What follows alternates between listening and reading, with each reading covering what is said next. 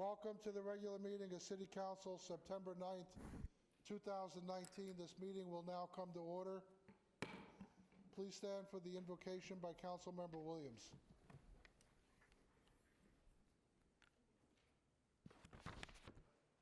I'd like to have a moment or two of silence. Think about our first responders, and especially in today's atmosphere we have out there, the danger that they're in all the time. And of course our military, both the ones that are overseas now and the families who were left behind. It's just as hard on them as it is on the ones that are over there serving. So give them a thought, a little prayer, and that would be appreciated. Thank you.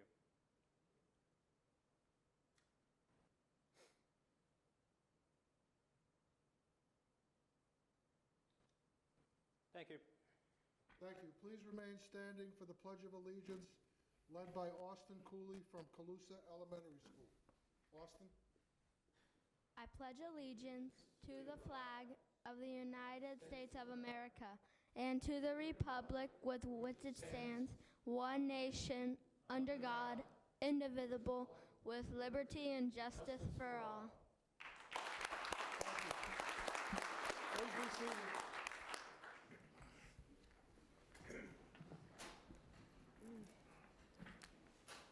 Madam City Clerk, please call the roll. Yes, Your Honor. Before I call roll, I would like to announce that Councilmember Nelson has asked to be excused, and I will mark her so. Thank you. Mayor Coviello. Here. Councilmembers Carriosha. Here. Cosden. Here. Gunter. Here. Stokes. Here. Stout. Here. Williams. Here. 7 present, 1 excused. Anyone have any changes to the agenda? I would like to make a change. I'd like to move under new business, item 11A, to just after 8C, which is public comment, public input.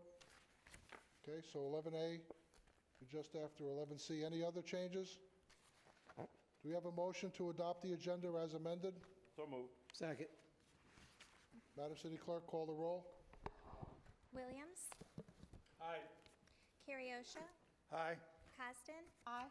Coviello. Aye. Gunter. Aye. Stokes. Aye. Stout. Aye. All ayes, motion carried. Thank you. Let's go on to item 6, recognitions and achievements. I see we have an award. Ms. Barron, are you going to take care of that? Yes, I am. Thank you. Good afternoon, Mayor and Council. Connie Barron, Assistant City Manager. We have some awards to present tonight. They're the Communicator Awards. I'm just going to read a little bit about what the Communicator Awards are. The Communicator Awards is the leading international awards program that recognizes big ideas in marketing and communications. Founded over 2 decades ago, the Communicator Awards receive over 6,000 entries each year. And they receive these entries from companies that are big as well as small. The Communicator Awards, they honor work that transcends innovation and craft work. The winners are provided with some awards here that I'm going to give out. The highest award is the Award of Excellence. And the Award of Excellence is given to those entrants whose ability to communicate positions them as the best of the best. The Award of Distinction is presented to projects that exceeds industry standards in quality and achievement. So we have awards tonight for 2 promotional videos that the city produced. The first one is for the Geo Bond promotional video.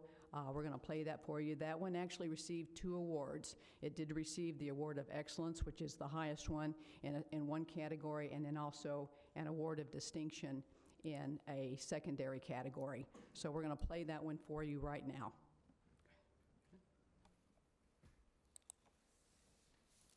It's go time, Cape Coral, and it starts in parks. The Parks General Obligation Bond is to improve our existing parks and add new and upgraded parks across Cape Coral.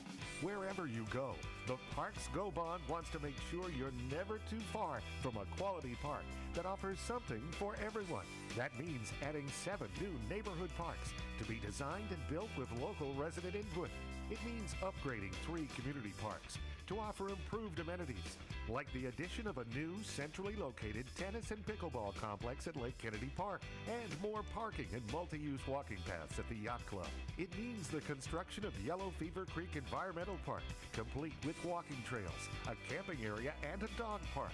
It means improving and adding new amenities at existing parks, like adding shade structures at multiple parks to cover areas ranging from playgrounds to sports bleachers, increasing water access with new boat and kayak ramps, and making every park in Cape Coral Wi-Fi accessible.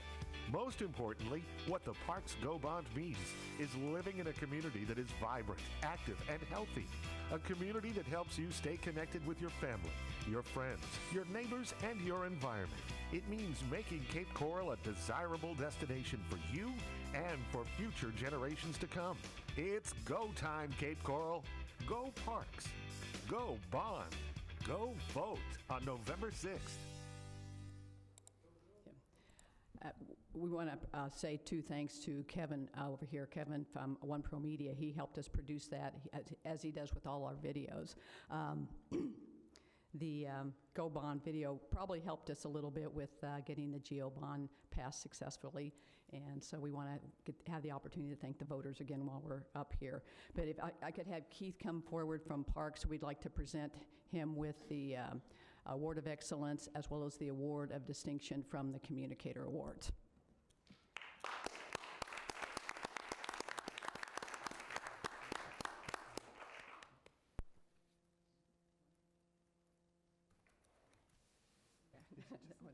Twins. You want to say anything? No, I'm good. Okay. We're probably you're going to take a picture later? We'll wait till council member comes. Okay. All right. We'll have Keith come back up here in a minute to take a picture of with our other award winner. What was it, last year? Oh, she's looking at you. Yeah, last year, Councilmember Costin approached me. She's a big fan of our Cape Coral app, and she wanted to do something to do a public service announcement that would promote the Cape Coral app. And so we worked with her kids, and Kevin to come up with a 30-second PSA. We bought some time on Comcast, and we actually paid for some ad space out there. So we'd like to play that one for you. That one received an award of distinction from the Communicator Awards.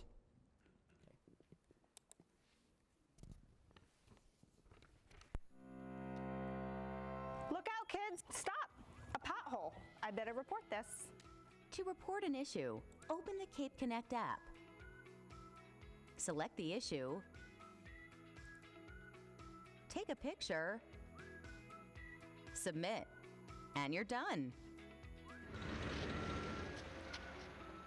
Wow, that was fast. That's right. To get it done fast, connect with us with a Cape Connect app. Isn't that pretty cheesy? We love it. But if Councilmember Costin wouldn't mind just walking down here, we want to give her an award too, for not only being the star, but also the inspiration for it.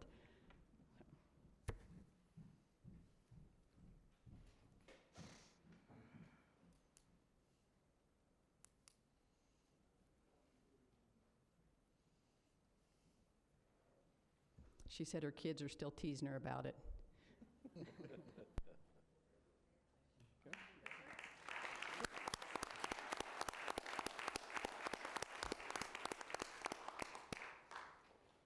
We'll just take 1 minute here and take a real quick photo. Is that an Emmy? Does that look Emmy?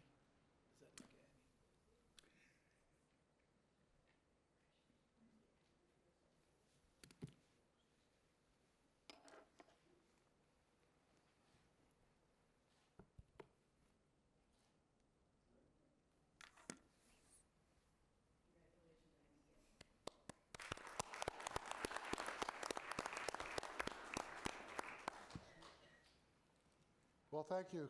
It's always nice to see awards presented.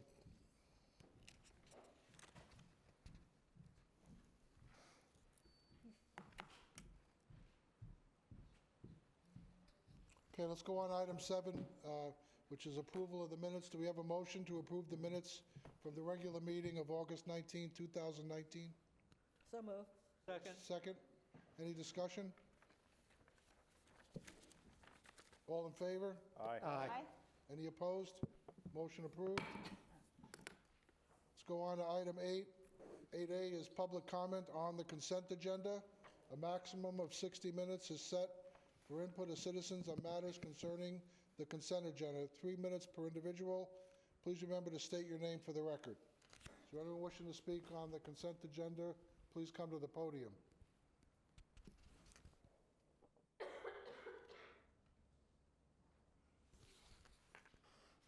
Good afternoon. My name's Paul Beanie. I want to thank you all for working for me so hard. I came here with a speech ready today to talk to all of you. Events unfolded today, and my daughter got into a traffic accident, so I'm a little frazzled. Paul, I'm going to ask you, are you speaking to the consent agenda, which is specific topics on the agenda, or did you just want to wait till we have public comment, which is next, and then you can come up and tell us, you know, what you want to say, okay? Just give us a minute, and we'll get this done. Is there anybody else wishing to speak on the consent agenda? Seeing none, public comment on the consent agenda is now closed. Is there a motion to approve the items on the consent agenda? Is there a second? Any discussion? I'd like to talk about number 3, B3. Okay.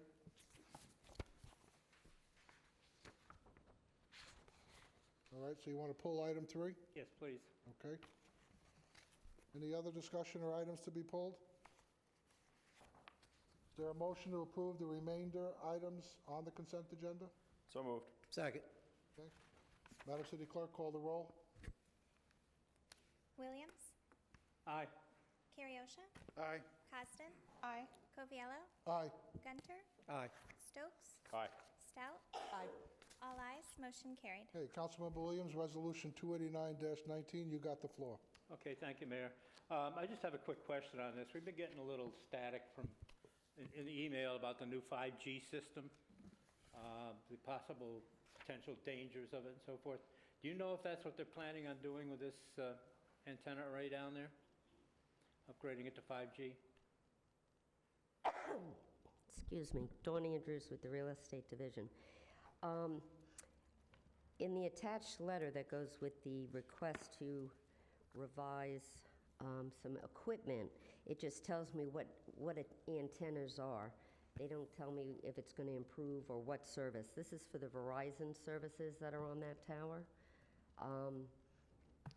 If you send me an email with the question, I'll be glad to forward it on to the people that asked for the equipment modification to see if the change is going to help Okay. with the services that you're asking about. All right, you know, it's not going to hold that up. I was just curious. Okay. Like I say, we've been getting some emails. I think they're all coming from the same person, actually, but they're concerned about the dangers, physical dangers of 5G because of the frequencies it's operating in. Although from what I understand, the federal government does not allow us to make ordinances and so forth to limit that. Okay, thank you. Motion to approve. Okay, got a motion to approve 289-19? Yep. Do you have a second? Second. Any discussion? Madam City Clerk, please call the roll. Williams? Aye. Carriosha? Aye. Costin? Aye. Coviello? Aye. Gunter? Aye. Stokes? Aye. Stout? Aye. All ayes, motion carried. Okay, let's go on to item 8C is citizens' input time. Maximum of 60 minutes is set for input of citizens on matters concerning city government, 3 minutes per individual. Please remember to state your name for the record. Paul, this is when you want to speak.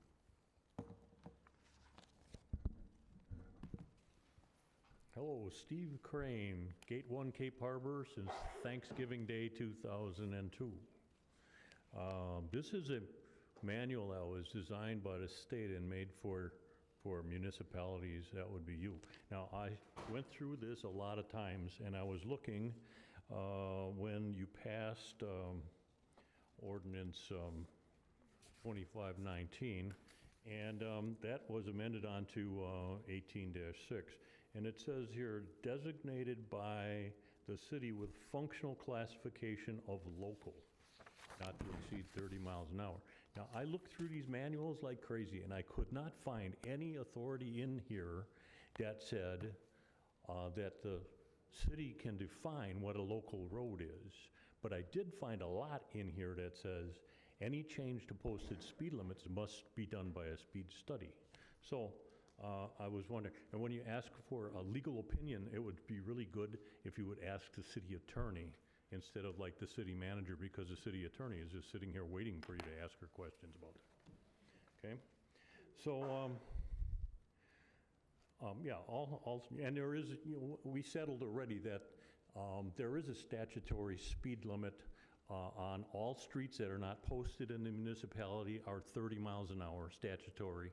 And in order to change that, then you have to have a speed study, and then you go to the 85 percentile. Now, when you determine the 85 percentile, the traffic engineer was in here last week or the week before, and he said that they had a speed study, they used pneumatic tubes on the road. And he said, but they made sure they disguised them so you couldn't see. Well, the tubes were placed out according to the public record at midnight, and they stayed out until noon the next day. Now, how did they disguise them? And the other thing is, well, you're required to monitor only the traffic that is free-flowing and a natural traffic flow. It's not supposed to be heavy traffic. It's not supposed to be no traffic. So at 2 o'clock in the morning, your pneumatic tubes will tell you this, there's no traffic. So that's not part of the valid speed study for where you set your 85 percentile. You have to have undetectable and monitored, and you got to look at the traffic in order to determine if they're obstructed or not. Is it a mail truck or whatever? So all the speed studies that were done in the Southwest Cape, tell me they were monitored. Tell me that they sent the police out there. Tell me that the traffic engineer went out there during non-normal traffic, unobstructed flow, and monitored the speeds that he put into the 85 percentile calculation. Just saying. More later. Thanks. Thank you. I'll be back, as they say. Thank you.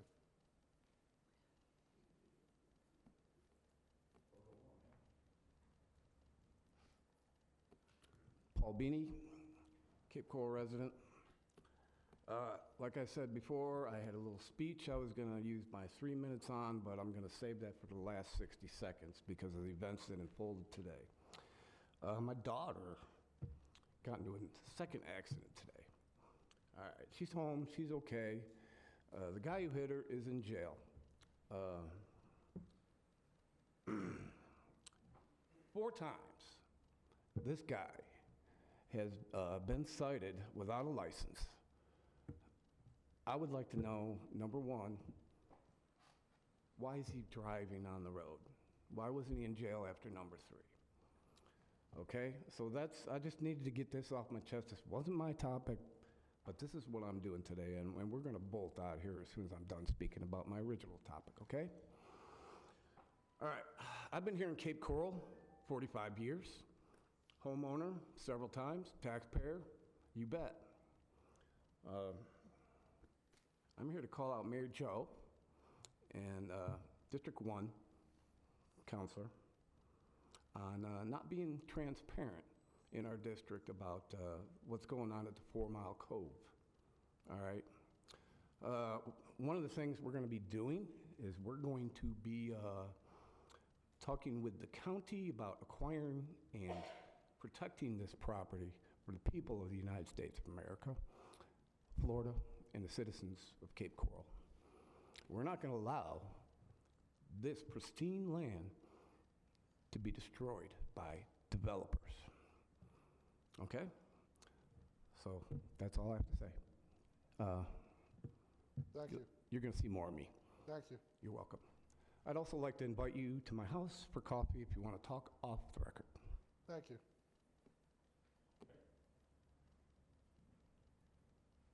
Anyone else wishing to speak during citizens' input? My name is Lee Cradaville. I was at the last meeting. It was my first meeting. And I was talking about the UEP project. Amazingly enough, the next day, Wink News and Fox 4 were on my road.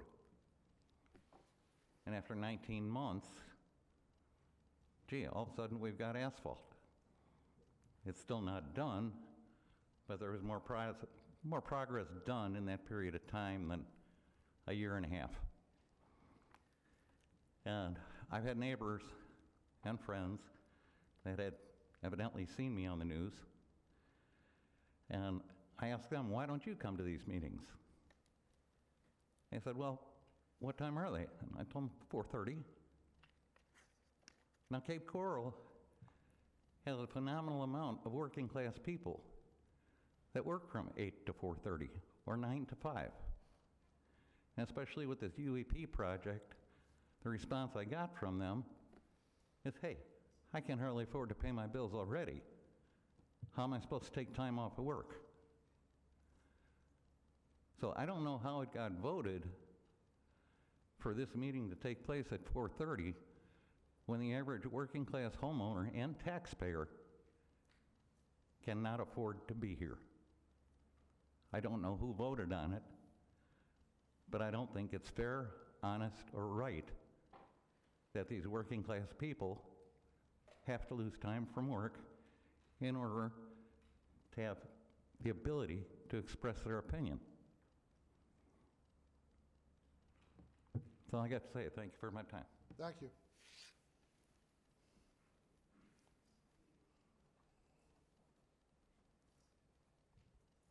Joyce Easton, Northwest Cape. Several meetings ago, it was brought up that we were going to invite a representative from Chengdu to come and visit. The consensus of the council was that there was going to be an invitation sent to the gentleman. I put in a few public records requests, and apparently that invitation has not been sent out. Now, I understand, according to the last email that I got from the city clerk's office, that as per the mayor's office, no letter or email has been sent, and however, they were to clarify to me that each one of my records requests had been addressed, so no reply is required to citizens' input. I find that a little bit disturbing that I can't seem to get an answer during citizens' input. My question is, are we still going to invite the people from Chengdu to come and visit? And if so, has any decision been made as to when and what the invitation is going to involve? Thank you.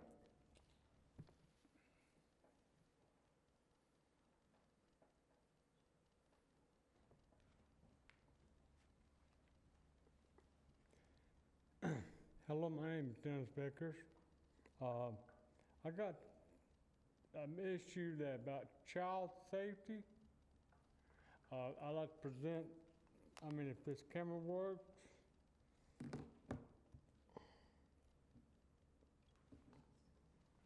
You got to get that approved by the clerk first. Oh, sorry. Okay. You want to bring that up and show it to her? We'll be happy to take a look. So let's show it to the city. You got to show it to the clerk over here. Okay. I'm sorry, ma'am. I'm sorry, Don. Okay, let her take a look.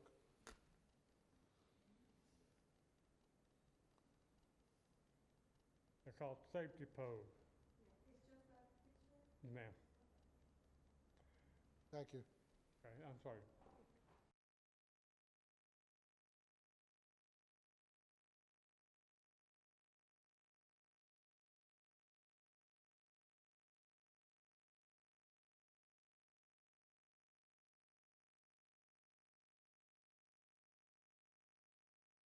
Four of them at each corner, put additional safety on our students and our children. And I know our students don't like to be like sitting ducks. That's one issue that I got worked out. It's still in the making, but I kind of like, I'm putting it to y'all. I'm saying like, it's imperative that we use it because, our children's lives matter on it. And add additional safety standard by putting 4 of them safety poles in each corner of the bus stop will help our students get a better understanding how safety works, and it will protect our lives of our students and our children and our children's children. I mean, I already emailed, I think you got it, to Connie, about the work I've been doing on it. And I kind of like, I think I know what I'm talking about because, you know, it's like imperative. I mean, think about it. I mean, it's food for thought. And I hope you use it right. And thank you, Joe. Thank you. And later on about school safety, can we elaborate on it? Okay. School safety. Like at Fort Rock concert, where I went to JetBlue Park, they had 4 guards out. Over 10,000 people got into that concert. They were searched by 4 guards. And that much, I know that some schools got less than 2,500 students. And, you know, I mean, I've been working on, you know, a lot about our students and all that, which I told you, Connie, I emailed y'all. So, I mean, I'll let y'all take that into consideration, whatever you want to do. And thank you, Joe, again. Thank you for your comments. Yes, sir.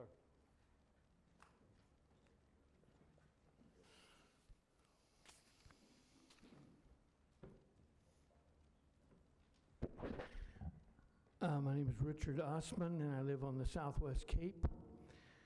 I have noticed in the last few weeks, I'm more and more aware of it, that there's quite a few more unusually shaped white vans doing deliveries in this area, and they're not marked on their door like the city requires people to be marked.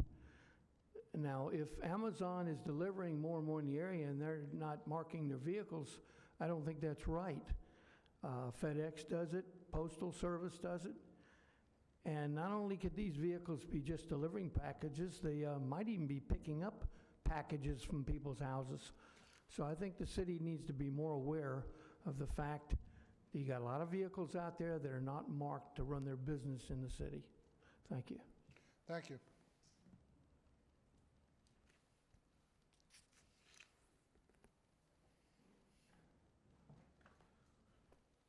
Dan Shepard. It's nice to see people passionate about protecting our kids. And I wasn't going to talk about that, but I just want to say, you know, the government can only do so much. You know, we have to teach our kids how to be defensive. And this beginning of this school year, my 5-year-old and 8-year-old got training from Dad on what they have to do when they're at a bus stop. And it's not sit down in the street. And it's to stare at every car that comes. And I said, you don't take your eyes off that car, because when you do, that's when the car hits you. You have to keep an eye on it in case something happens so you can run out of the way. But that's just a small thing that parents have to do. We got to train our kids how to be a little more defensive and to watch out for themselves, because we can't do it all. But what I wanted to talk about was the Cape Coral real estate that we have for sale. I wanted to see if we can get an update on it.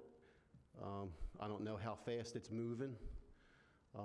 I would personally, as a citizen, like to see it move fast, because it puts more money in the tax rolls, and it gets them properties paying taxes as well. And I just wanted to give an idea. I've been going to land auctions, and I noticed there's more buyers for bulk than there are for single lots. And I went to an auction where they sold 59 lots, but then the way the auction was set up is they said, just because you won that lot, you didn't win it yet, because there's round 2. And round 2 was, the rules were you had to buy 4 lots or more and pay 15% more than the person that already won it and bump them. And they went through that round. And the auctioneer said, it ain't over yet. There's round 3. And round 3 is, You pay another percentage on top, and you get it all. Well, guess what happened? The last 2 auctions I was at, an internet bid came in, and somebody bought it all. One of them auctions was very local to Cape Coral, extremely local, and the person who bought all the lots was the largest landowner in the United States. So all I'm saying is, it's just an idea. If we got a lot of property, selling them singly might not be the best way to do it right now. And there's people out there looking for bulk buys. And I would love to see us do a bulk sale and get that money in a better place for us to help the community and to get them properties paying taxes. Thank you. Thank you.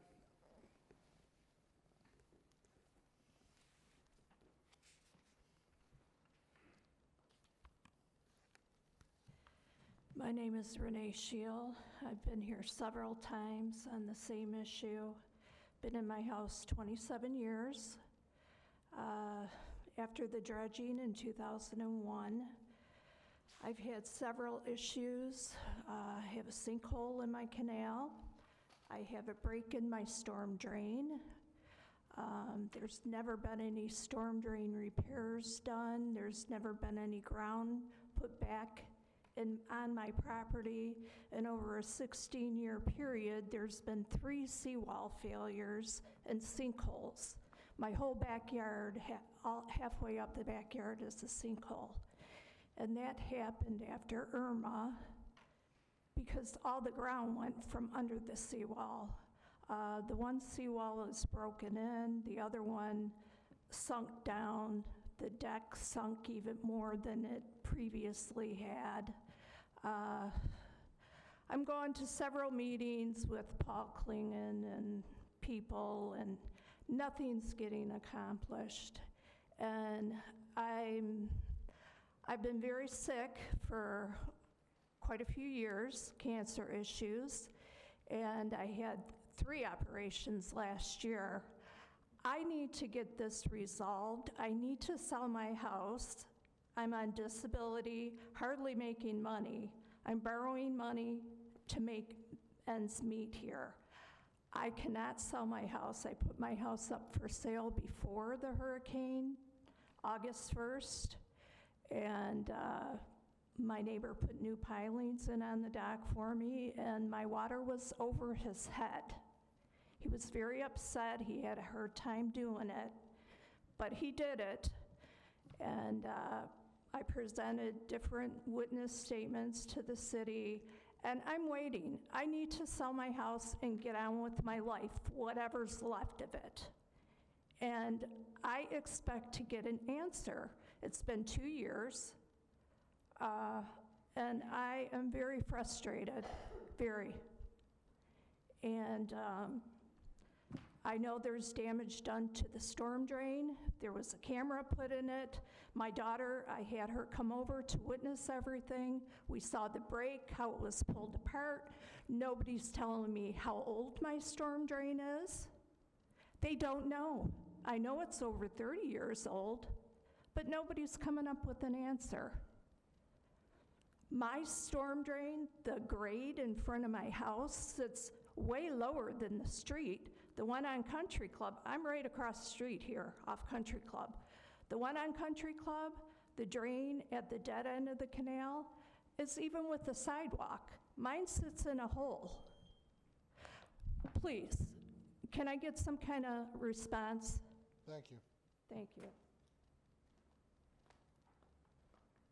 Anyone else wishing to speak during citizens' input? Seeing none, citizens' input's now closed. Discussion, Councilmember Stokes. Thank you. Got a few issues, some clarifications. On the speed study and the speed limit ordinance, part of the reason why this came forward was back in 2004 or so, somebody's speed limit was actually lower. It was 30 miles per hour. And they had walkers, and they had school children and disabled person lived on the street, and they asked for the city to lower their speed limit. They came out and did a speed study, and they actually raised their speed limit up to 35 miles per hour. These folks came and talked to me personally. I spoke to them for quite a while. Went out and surveyed the street. There was indeed one of their mailboxes knocked over. Worked with them and got it brought back down to 30, which was also on the north end of the road. That was kind of the impetus for this. The reason why this study, and the only change tonight is instead of the city manager, the only change tonight to the ordinance that we passed a couple weeks ago is instead of the city manager being in charge, the city council being in charge of it. But with the gentleman that came up and talked about kids' safety, with the gentleman that was up that left, that person was daughter that was hit, and all these other things, we're trying to increase safety in the city. And that's the reason why this ordinance is being brought forward, so that there's a little bit of safety factor to the speed limits. We're not changing anybody's speed limit. It's 30. The only street that was 35 was the street that I brought the ordinance for up here. So any misconceptions out there, just trying to clear them up with some facts, as I've done this about, I think this makes my third time. To the gentleman that was asking about our meeting start times, as long as I've been paying attention in the city of Cape Coral, there's people up here who have been up here a lot longer than me and lived here longer, but I've been in the city 17 years. We've always started at 4:30. There's a good reason for that. 4:30 is just about what time most normal 8 to 5 hours people are off duty. If you look over there, the other side of the room there, all of our staff needs to be here to answer questions. We have a question, police chief, fire chief, public works, all that kind of stuff. They already work 8 to 5 day. We require them to be here. Some of our meetings, sometimes these meetings go 7 hours, which is about 11:30. If we started our meetings at 7 o'clock, it'd be 2 in the morning. It'd be a little bit ridiculous. In contrast, and I'm not picking on any other cities or counties, I believe the counties start at, in the mornings. So 4:30, we're trying to split a good difference. It's been 4:30 for a long time. I think that's a pretty good setting. For the nice lady in the back with the seawall, I actually directed staff to work with you, ma'am. I'm kind of surprised it hasn't been resolved. Not going to ask for an update here so everybody in the city knows your business, but I'm going to ask this. I'm going to ask my city manager to get involved with that, because I had thought this was already handled. I'm intimately aware of your situation, and if it's not resolved, you don't get a firm answer on the subject next week or two, I'd like you to personally contact me, because I thought this was already taken care of. And that's all I have. Thank you. Thank you. Councilmember Gunter? Correct staff. Thank you. My concern as well was with the resident had a problem with the seawall. Mr. Klingen, I know he's in here somewhere. I'd like to hear a response either from him or the city manager. My understanding is we had a response. It may not have been the response that the resident wanted to hear, but there was a response. I'd like to hear about that. Mr. City Manager? Thank you. I'll respond first, and then Mr. Klingen, our Public Works Director, can fill in the blanks. And Mr. Gunter is correct. The response was no 2 years ago. And this has been going back and forth during that time frame. When it was brought to my attention, I wasn't aware that there was work done by Public Works previously to a portion of the wall, about 20% of the... 2 or 3 times, actually. About 20% of the entire... 2 times, thank you. ...length of the wall. And so I did meet again with, for the first time, I met with Mrs. Schill and our Public Works Director. And I told Mrs. Schill that I would look at this if there can't be a resolution as a claim that would be submitted to the city. And then it goes through risk management, and I'd like advice from the legal department as well. It's a bureaucracy, but that's what we are. We're a bureaucracy. Sometimes we have to go through all those steps. I believe that there was a meeting a couple weeks ago because I also wanted to have Mrs. Schill show the photographs that she showed to me to the structural engineer that was hired by Public Works, and who initially said that after looking at everything, that engineering firm saw no liability on behalf of the city. And if this were to be an isolated incident, I could look at it differently. But I don't want to put the city in a position where if we grant one person something to engage in what I would call customized service instead of customer service, that might open the door for other claims that we would get for damaged seawalls when our structural engineer says there's no liability on behalf of the issue. That's what made the issue longer.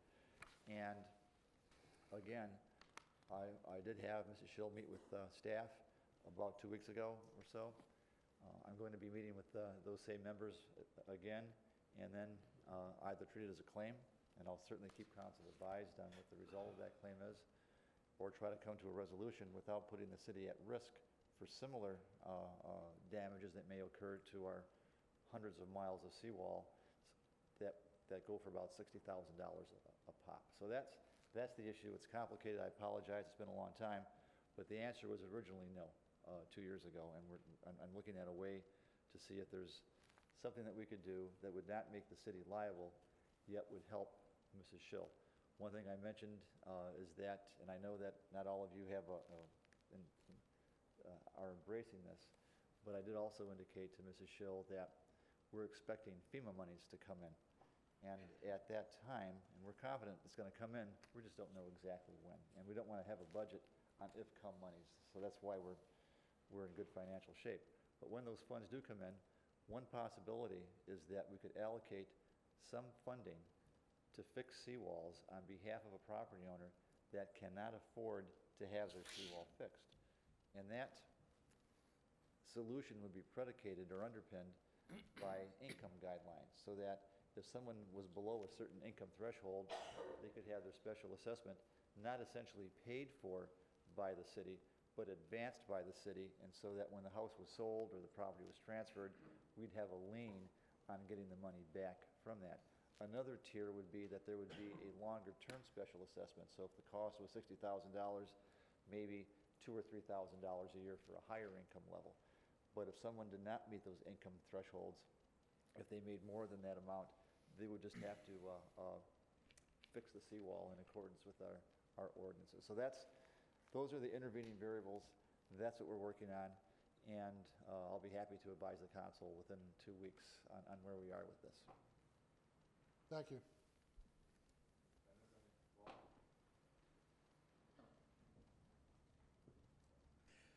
My only comment is, I know we've been talking about this a long time, and I just think it's wherever the decision may lie, whether we're liable or we're not liable, we need to make that decision. And then at that point, if the third-party engineer that we have hired says that we are not liable, my recommendation to you, ma'am, is to get another engineer for yourself. So they're looking out for your best interest, and they can take a look at all the data as well. But I do think that we need to make a decision one way or the other. We're either liable or we're not. I'm not asking to say that any individual should get special treatment. We just need to come up with an answer. And then once we have that answer, if by chance it's not the answer that you like, then that's the opportunity where you have to take the next step. So I agree that you should have an answer one way or the other, so hopefully we can get to that answer. So that's all I have. Thank you. Thank you. Councilmember Stokes? Thank you, Mayor. Let me shed a little more light on this for everybody who's not so appraised of this situation. I'm not talking about thousands of seawalls. I'm not talking about the whole city worth of seawalls. Not really interested in that, to be honest with you. Her situation is different. Her situation is next to the storm pipe the city owns. The city has already fixed her seawall twice before. This is what, I'm not talking about the whole city or thousands of seawalls, and I'm talking about one person that we've already determined twice before that we need to fix her seawall. I mean, that seems kind of common sense to me. That's why I have so much passion for this issue. I usually don't get involved in this deep in the weeds with stuff. And as I'd spoke to our city manager, and I assume this under that kind of logic. I mean, if I need to bring back an ordinance or talk more about it, then that's fine. But I'd like to leave it in your hands to, as Mr. Gunter says, if I need to do something further. And that's why. I know I'm getting some looks down the dais there, but that's why. We've already fixed this lady's seawall twice. It's near a city storm pipe. That's what makes it special. That's it. Thanks. Thank you. Any other discussion?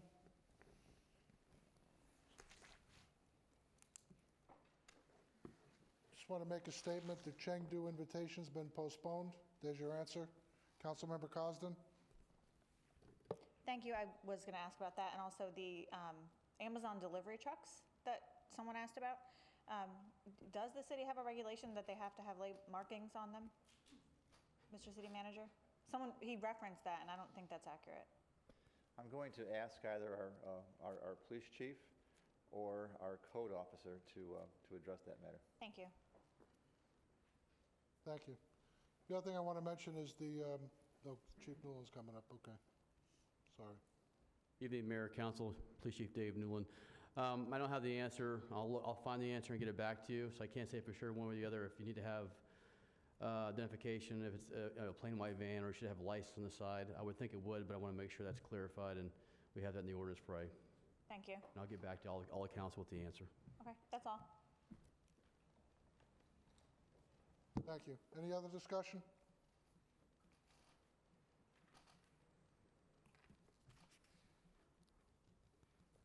Okay, thank you. Let's go on to item 11A, which we moved. Mr. City Manager? Thank you, Mayor. Item 11A is Resolution 29119. It's the Master Interlocal Agreement regarding the distribution of local option gas tax. And the good news is that the City of Cape Coral worked hand in hand with Lee County, in particular Roger Desjardins, the county executive, as well as Pete Winton, the deputy county executive, who's in the audience at this point in time. If Pete doesn't mind taking the podium when I'm finished speaking. We have a methodology that benefits zoning municipalities, and as such, this methodology will benefit the City of Cape Coral by an additional $850,000 a year over what we received last year.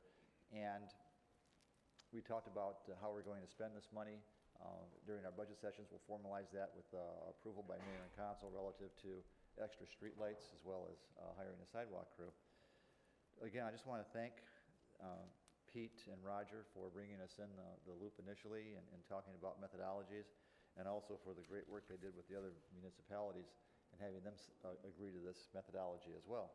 One thing that Lee County and Cape Coral did was take part of our increased funding and distribute that among the cities of Fort Myers Beach, and Sanibel, because they were having a reduction in their costs. But the net result is that we are still netting over about $850,000 more that can be utilized, again, as we mentioned, streetlights and sidewalks. So if I may ask Pete to say a few words before we take questions. Sure.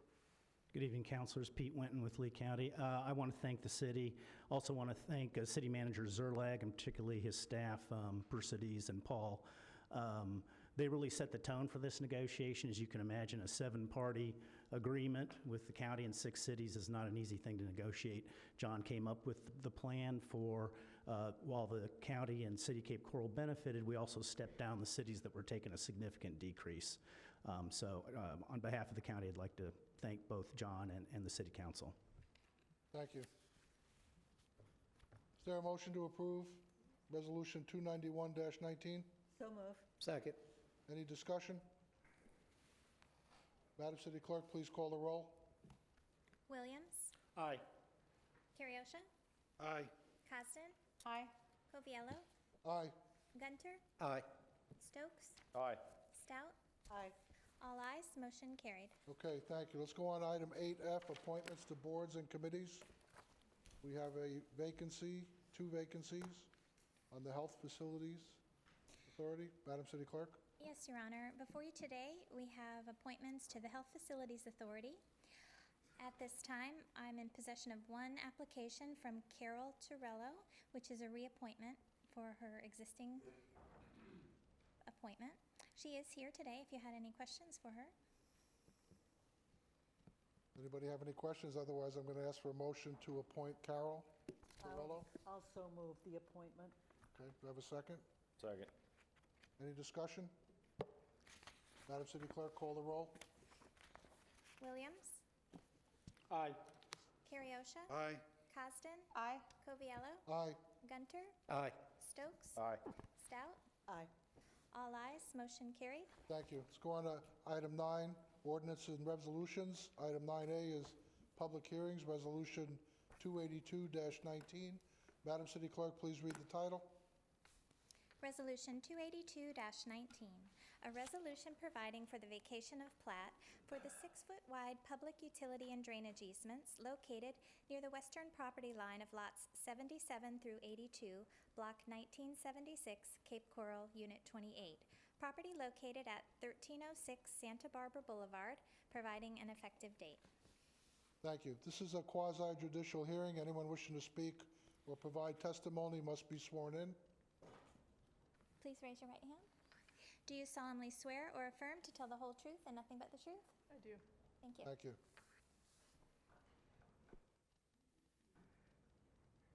Good evening. For the record, my name is Catherine Wellner, and I'm a planner with the City of Cape Coral. This is a vacation case submitted by the property owners represented by Veronica Martin from TDM Consulting to vacate internal platted easements. So in my presentation, I'm going to provide information on the property's location, surrounding properties, and background of this case. Then I will go over the vacation request in detail, provide staff analysis, and summarize staff recommendations based on this analysis.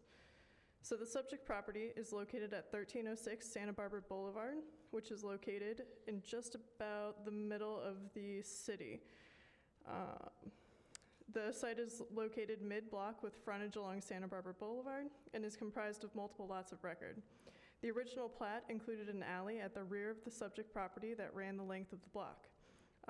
This is shown on the map on this slide. So the map on the left shows the aerial view of the subject property, which is outlined in orange. The approximately 32,000 square foot property is currently undeveloped. The map on the right shows the subject property outlined in blue, has the zoning designation of pedestrian commercial, or C1 for short. This was reviewed under the old code, not the newly adopted code. The zoning designation is consistent with the commercial professional, or CP, future land use designation on the property. This property is also surrounded by properties zoned C1. The yellow and the brown on the map represent single-family and multifamily residential. However, none of these properties are directly adjacent to the subject property. C1 is represented in red. So the applicant is requesting the vacation of a 6-foot-wide public utility and drainage easement near the west property line. This is highlighted on the slide in red. Notice that this site has 2 contiguous easements along the west property line. The 6-foot-wide platted easement the applicant is requesting to vacate, and a 10-foot-wide easement that was added when the alley was vacated in 1997. The applicant is only requesting to vacate the 6-foot platted easement highlighted in red. The 10-foot platted easement created with the alley vacation will remain. So the Land Use and Development Regulations, LUDR for short, Section 8.11 includes 7 requirements for vacation applications. So number 1, the petitioner has color of title to the tract or parcel of land covered by the plat or portion of the plat of which the vacation is sought. So the applicant has provided a deed for the subject property which shows ownership. Number 2, a copy of the plat showing the portion thereof which the vacation is sought. The applicant provided a sketch of the proposed vacation based on the survey which shows all of the platted lots of record. Numbers 3 through 6 require letters of approval from the utility companies potentially impacted by the vacation request. The applicant has provided letters of approval from Lee County Electric Cooperative, Inc., LCEC, Embark Corporation, Inc., which is CenturyLink, and Comcast. Regarding city utilities, Public Works, Planning, Fire, and Site Development reviewed the vacation request with no objections. And the 7th and last requirement is to provide a boundary survey of the property, which the applicant has provided in their application materials. Because staff has found that the applicant has met the application requirements, the utility companies do not have any existing utilities in the easement proposed for vacation, and there is no foreseeable public purpose for the easement. Staff recommends approval of this vacation with 2 conditions that were outlined in the staff report. The hearing examiner also recommended approval with staff's conditions. And staff has not received any correspondence on this case. If you have any questions, I'll be happy to answer them at this time. Thank you. I'll now open up the public hearing. Anyone wishing to speak on Resolution 282-19, please come forward.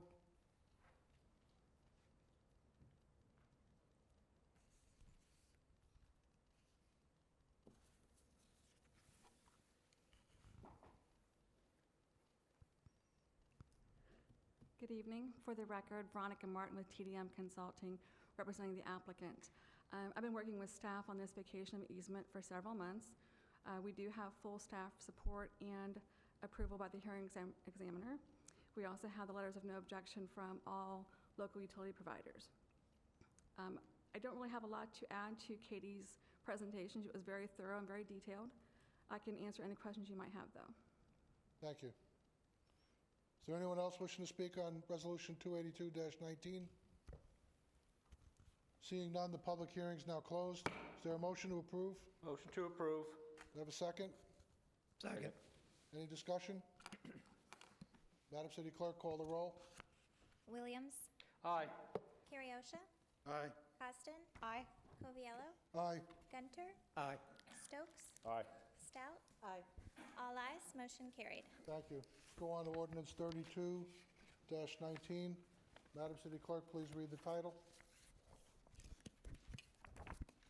Ordinance 32-19, an ordinance amending the City of Cape Coral Comprehensive Plan by amending the Conservation and Coastal Management element, Infrastructure element, and Intergovernmental Coordination element by adopting policies to provide consistency with the Cape Coral Water Supply Facilities Work Plan, adopting the 2017 Cape Coral Water Supply Facilities Work Plan as Appendix A to the Comprehensive Plan, providing for severability and an effective date. Thank you. Wyatt? Good afternoon. For the record, Wyatt Daltrey, Planning Team Coordinator at the City's Planning Division. My credentials may be obtained at the City Clerk's office. I just have a brief presentation for this ordinance. This is a city-initiated change to the comprehensive plan, which involve amendments to the conservation coastal management element to provide consistency to the water supply facilities work plan. Also, there are some addition of projects to facilitate the continued supply of potable water resources to the City of Cape Coral that we've identified in the infrastructure element. This, as mentioned before, provides for adoption of the actual water supply facilities work plan. This was developed by the Utilities Department to coordinate water supply with the South Florida Water Management District for the next couple of decades. Finally, this ordinance also amends the intergovernmental coordination element to provide adherence to the Lower West Coast Water Supply Plan. Basically, South Florida Water Management District creates the plan, and then every local government has to have a water supply facilities work plan that is consistent with that general plan from the Water Management District. This was transmitted to state and regional agencies back in June. Per comments from the state and regional agencies, we had to make one minor amendment. Basically, we added a date to the South Florida Water Management District's Lower West Coast Water Supply Plan. But with that, and actually staff's recommending adoption, this is the final public hearing, we hope, for this amendment. If you recommend adoption today, we send this back to the state and regional agencies, and that should be the conclusion of this ordinance. We've received no correspondence, and at the June 5th Planning and Zoning meeting, the commission voted unanimously to recommend a transmittal of the proposed amendments. I'll stand by for any questions. Thank you. We'll now open up public input. Anyone wishing to speak on Ordinance 32-19, please come forward.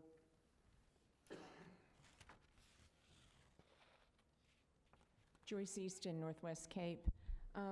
Part of the backup material, the actual facilities work plan, talks about under policy 2.21 sewer and water projects, and it mentions the Northwest 1 and the Northwest 2 UEP plans. I wonder, I believe there's supposed to be a master plan for the rest of the city as far as the UEP, and I just wondered what is the status of that master plan for the rest of the UEP for the city? Thank you. Thank you. Is there anyone else wishing to speak on Ordinance 32-19? Seeing none, the public input is now closed. Is there a motion to approve? So moved. Do we have a second? Second. Councilmember Williams? Thank you, Mayor. Looking at the backup information, the page I'm on, a lot of it is driven toward estuaries, dredging, so forth. There's some pretty heavy restrictions here, which I don't disagree with. The estuaries are extremely important to survival of the human race, actually. But is this going to impact our normal dredging program for navigation purposes. The North Spreader is a good example. That's in an estuary. The spreader runs right through the middle of it. But it needs constant, because of shoaling, constant dredging. Some of the canals, even on the other side of the weirs, probably need to be dredged periodically. Are these changes going to impact our dredging program that we normally carry out now? This would have no impact on our dredging activities for the North Spreader. Really wasn't really one of those items that we were looking at through this. Okay, because I know there's some restrictions here about you cannot dredge if it drains into an estuary. You cannot dredge for this and dredge for that. Okay. All right, thank you. Thank you, Mayor. Mr. Pearson, did you have any answer to the master plan question that was posed? Yes, absolutely. We have selected a consultant. We are working with procurement and to finalize the scope of work. And once that's finalized, we'll bring that contract back to council for final approval, which I would say in the next 30 days or less. Thank you. Thank you. Councilmember Gunter? Mr. Pearson answered my question. Thank you. Thank you. Any other discussion? Okay, we have a motion, we have a second. Madam City Clerk, call the roll. Williams? Aye. Carriosha? Aye. Costin? Aye. Coviello? Aye. Gunter? Aye. Stokes? Aye. Stout? Aye. All ayes, motion carried. Thank you. Let's go on to ordinance 45-19. Madam City Clerk, please read the title. Ordinance 45-19. An ordinance amending the City of Cape Coral Code of Ordinances, Chapter 18, Traffic, Section 18-6, Speed Limits, regulating speed limits on arterial, collector, and local streets located in the city to provide that City Council has the ability to set speed limits rather than the city manager, providing severability and an effective date. Thank you. Mr. Mayor, can I make a comment before we dive into this thing? Sure, go ahead. This ordinance it has nothing to do with changing the speed limits in the city. All the ordinance is doing is changing the responsibility from the city manager to the city council for the decisions. So we're not, to talk about actually changing, or my street needs changes, or I don't like changing, that's not the issue tonight at all. It's just who is going to make the decisions in the city of Cape Coral. Thank you. Staff comments? Bill, do you want to make any comments? I'm just available for I can make the comment. Go ahead. Again, Councilmember Williams is absolutely correct. The issue is that there still needs to be a speed study conducted when any resident or property owner requests a change in speed limit. And instead of having the manager authorize the results of the speed study, mayor and council will at a public meeting. It's the only change. Thank you. I'll now open up public input. Anyone wishing to speak on ordinance 45-19, please come forward. Steve Crane, I'm back. I looked in the state law rulebook, and on chapter 17, number 3, it says this is about who gets to select and do speed limits. Any speed zone alteration on county or city roads or streets should be approved by action of a council or a commission and entered into the records for that body unless that agency authorizes and delegates an officer or person by title, like the city manager, to determine and maintain a record system on speed zoning as determined by that office or person in accordance with methods outlined in this manual. And that kind of means that you don't change speed limits based on your own personal opinions. Altered speed limits solely on basis of opinion are contrary to the intent of the statute. Now, the city manager had the authority given to him by council to change speed limits. And a few weeks ago, the city manager said, I haven't changed the speed limit since I've been city manager. So I'm wondering, how did all those speed limits get changed? Some unauthorized person go around and making speed limit changes without the authority of the city manager who said he hasn't changed any speed limits. So therefore, I'm saying the records may have not been kept. The reviewing the methods used may not have been done. And they were done by not being authorized by an authorized person. Therefore, all the speed limits that have been changed were done by an unauthorized person, and they're all invalid. Now, I've spent a lot of time on this, and I have a list of all kinds of things that were wrong with the speed study in the Southwest Cape. If I can't get any answers out of this council that is going to do something about following state law, then I'm going to have to start talking to the state, and I don't want to do that. I just would ask the council to follow state law. Any speed limit, remember, the promulgated has to be followed. You have to follow the rules promulgated in this manual. There you go. I don't want to go to this. I don't want to start sending stuff to the state and have FDOT, and there's a thing I can send to the governor, and you know, I mean, you're just not allowed to arbitrarily go down the street and change speed limits without following state law. State law, Councilman, state law. Thank you very much. Thank you. Is there anyone else wishing to speak on ordinance 45-19? Seeing none, public input's now closed. Mr. Corbett. Good afternoon, Mayor and Council. Bill Corbett, City Traffic Engineer.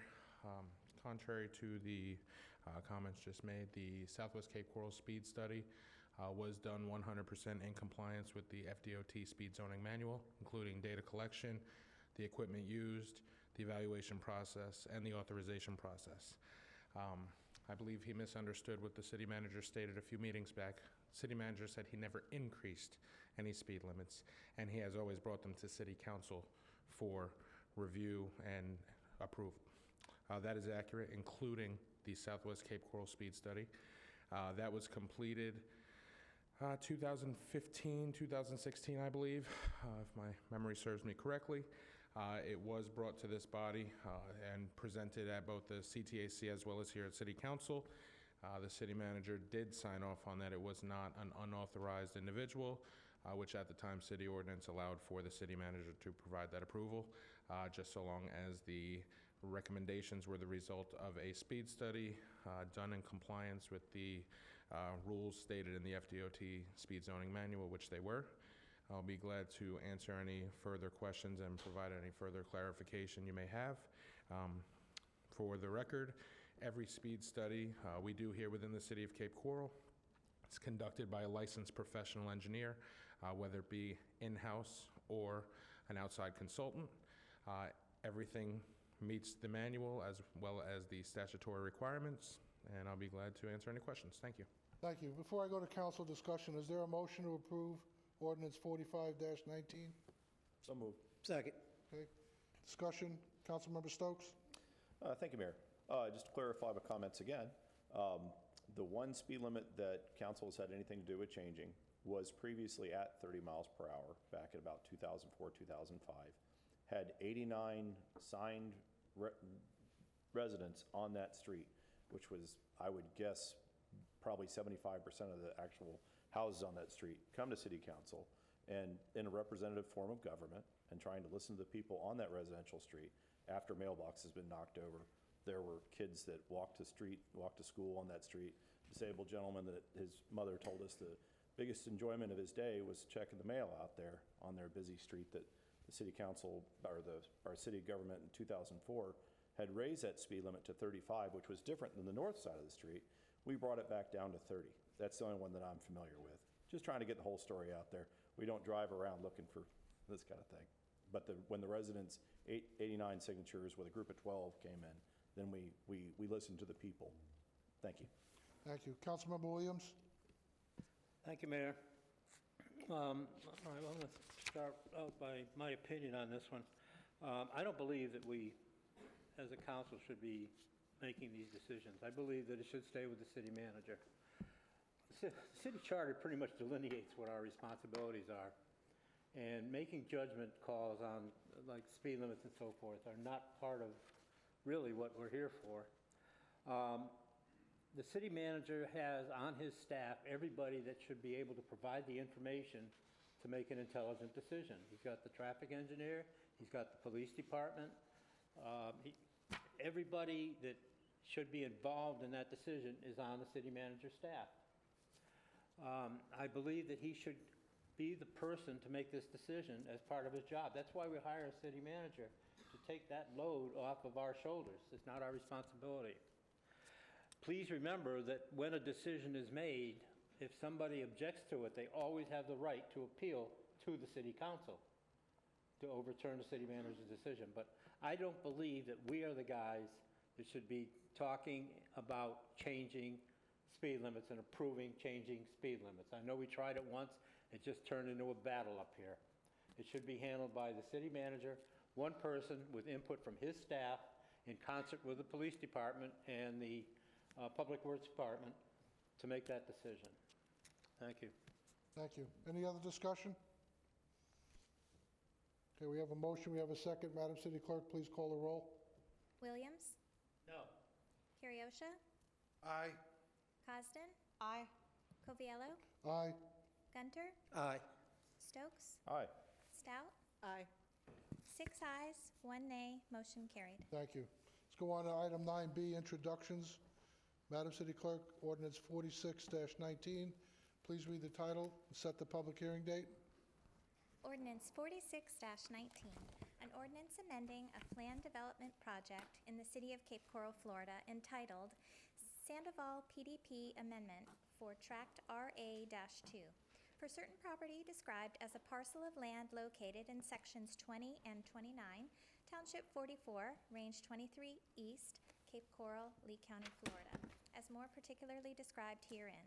Property located between Pine Island Road and Veterans Memorial Parkway West, west of Surfside Boulevard, and east of Cape Royal, formerly known as Royalty.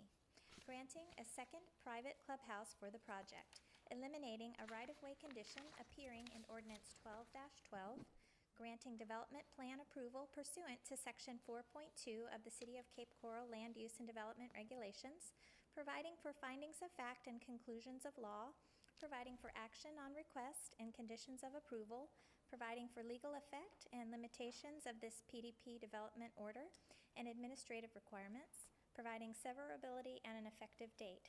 The public hearing will be October 7th, 2019. Thank you. For the record, Mike Struve, Planning Team Coordinator with the Planning Division. I'm just here to answer any questions you might have about this case prior to the October public hearing date. Thank you. Any discussion, any questions? Okay, let's go on to item 10, unfinished business, water quality. Mr. Klingon? Yes, Paul Klingon, Public Works. Still good news. As of Friday, the Army Corps is not releasing any CFS to the Caloosahatchee. They are actually releasing it south. The lake level has risen since the hurricane came through, but it's still about 1 foot lower than last year. So things still look pretty good. Thank you. Any discussion or questions? Councilmember Cosden? I have a question. Do you have an update on blue-green algae? There hasn't been any detected that I'm aware of as far as toxins in Cape Coral. The news is reporting that there is, so we might want to reach out to NBC2 and let them know that that's not accurate. Okay, well, I will confirm that. I haven't heard Okay. anything personally, but, Thank you. okay. Councilmember Gunter? Thank you. Also, I had one comment I wanted to make on this as well. I know on the east side of Del Prado, the residents along that section of town, there's a lot of floating green substance in the waterways. Appears to be, I would say, like almost looks like a lily pad of substance. And I know I've gotten some phone calls on that particular substance. I guess everyone's concerned that it's blue-green algae. I know it's not, it looks much different. It doesn't have a smell, but there is a large amount of it. I in the apologize, where waterways. east of? Yeah, in the Placa Grande, Oh, okay. Cornwallis, Beach Parkway, all along those, right directly off the rivers. There's a large amount of it in a lot of the canals in that area. We'll go out, check it out, and do some testing. Okay, thank you. Thank you. Any other questions? Any follow-up items for council? Okay, let's go on. Seeing none, let's go on to reports. Councilmember Williams, report. Thank you, Mayor. I've got a couple of items. I'll do the short one first. Next weekend, not this coming weekend, but the following weekend, I've got a Florida League of Cities Board of Directors meeting up in Clearwater, so I'll be traveling up there for the board meeting. The second item, and actually the most important item, is this Saturday, the Youth Council is having their fall gala. This is something that they've been working on for a number of months. The whole intent here is to allow students in the Cape and their parents, whole families, everybody, to come out and have an evening of good food, prime rib. There'll be a cash bar there available. They'll have music later. But the main thing is to come out and meet your council, come out and meet your city staff and find out who they are, talk to them. We're still trying to put it all together now and who will be there, but there will be plenty of people to talk to. So it's going to be a networking opportunity for the public to meet the city, basically, is what it's all about. It should be a nice evening. And again, I say it's a family event. It's not just for adults. It's not just for kids and students. It's for everybody to come out and get a little knowledge, get some food, and just to have an enjoyable evening. So that's this Saturday. It starts at 5:30. It's going to be at the Kiwanis Hall over on Santa Barbara. Tickets are $30 for adults, $20 for students. They can be obtained online. If you go to our city website, it'll direct you to where the tickets can be purchased online. So if you can come out, it would be great. I mean, the more the merrier, and it should be something really good. The they're not kids. The members of the Youth Council have spent a lot of time, put a lot of work and effort into this. So. And then secondly, I just want to, again, remind the council, if you can make it, we pulled the time back to 5:30.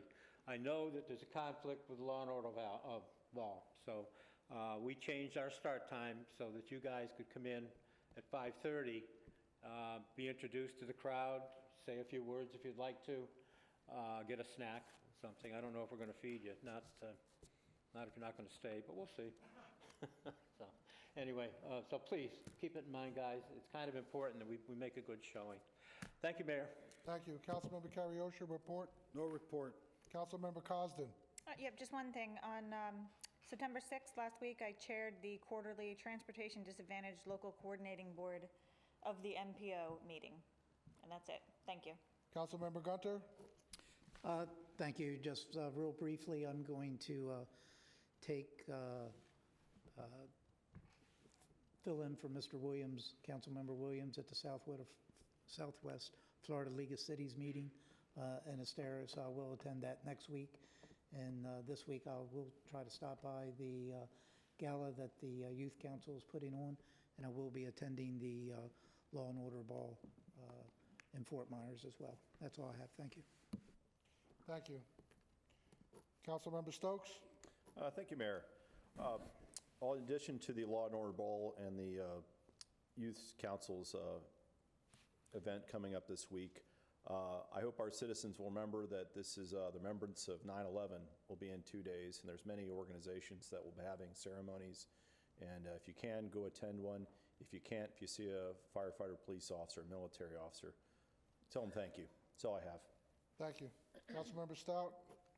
Yes, I plan also to attend the Law and Order Ball, and will stop by the Youth Council on Saturday. Thank you. Thank you. I'm also going to go to the Law and Order Ball and also going to stop in and see the Youth Council. I also want to talk a little bit about some of the things I've done. On 9/4, I had the opportunity to welcome the Citizens Academy members. I want to tell you, Mr. City Manager, ever since staff has taken that over, that program has really skyrocketed, and it seems like we're getting a lot of participation, and there was a lot of anxious and good questions in that room. So thank you for getting staff involved and picking up the Citizens Academy. It's gone really, really well. I also attended the Vietnam Wall out at JetBlue Park on Friday, part of the VIP celebration for the 100 years of the American Legion. I believe it was post 38. And that was a really nice event attended by quite a few dignitaries. This morning I was on a mayor's forum with the Lee County Women's Republic Federated Club and had an opportunity to talk about some of the great things that we're doing here in the city of Cape Coral. With that, reports. Ms. Menendez, report. I have no report. Mr. City Manager, report. Thank you, Mayor. I have two items. One is that some water bills carried a message recently indicating that City Council will hold a public hearing to consider the adoption of a resolution which would approve an increase to certain miscellaneous utility fees. And this was just brought to my attention today, and there's a protocol that we have to arrive at a public hearing that was inadvertently omitted. As such, I asked staff to advise those 12,000 folks that had received this notice to receive another notice indicating essentially that no proposed fees will be presented to council at this time, and should the city consider any future fee change, a separate notice would be mailed, and there would also, our apologies were also extended in that regard. And so we took care of it in that fashion. I just wanted to let the council know in case you get any emails. I'll be happy to to give you a copy of the response that's going out in postcards. Thank you. The second thing I have, and thank you, Mayor, the second thing I have is I'd like briefly to have Chief Ryan talk about the FEMA flood map review going on. Good evening, Mayor and Council. I believe this got missed a little bit in the messaging with Hurricane Dorian going on, but FEMA every few years comes in and does a review of the flood maps to look at who potentially needs flood insurance that doesn't currently have it, or if a house requires it now, may not be required to have it in the future. They have a countywide meeting on September 11th at FSW from 5 to 7, but we've petitioned and they've agreed to have a meeting on September 10th, tomorrow, from 5 to 8 at the Yacht Club for any of our residents to review that. There are going to be some FEMA engineers there to look at how those numbers are come up with, and anybody can add comments at that time. So I just want to make sure everyone was aware. Thank you. Thank you. Okay, you all set? Okay. All right, time and place of future meetings. A regular meeting of the Cape Coral City Council is scheduled for Monday, September 16, 2019, at 4:30 p.m. here in council chambers. Is there a motion to adjourn? Second. All in favor? Aye. Any opposed? Meeting adjourned.